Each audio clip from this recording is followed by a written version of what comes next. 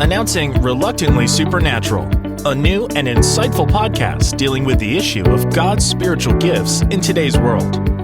In this segment, Dr. Wade Goodall interviews hosts Mark Cowper-Smith and Bob Maddox as they share their personal experiences and reasons for starting this podcast. Getting together with other groups of people that are open to the supernatural, is that what we're suggesting?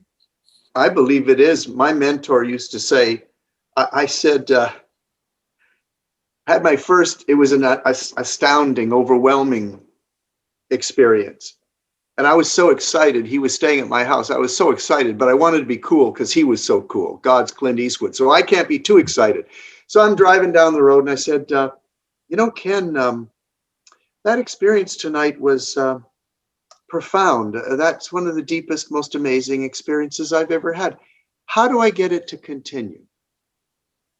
And he said, I don't know. I'm not sure. But he said, one thing I'm pretty sure of. He said, put yourself in situations where you brag up God's goodness and you say he does things. And then if he doesn't do it, you look like a fool.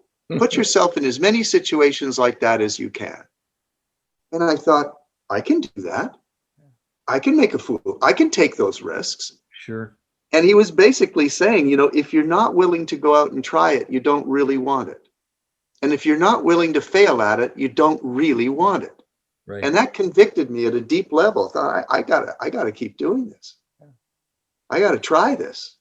And that kind of now using the terminology that's become part of our vernacular, let's circle back to why we originally had this meeting today with you, because we wanted to talk about the book, Reluctantly Supernatural. I think for anybody the book is so good. It's a book of faith, really.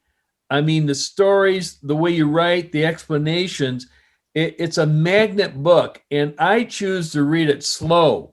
Yes, me too. Think. Slow and think. and I said, how can I make that part of my life? So the book is like a must-read book.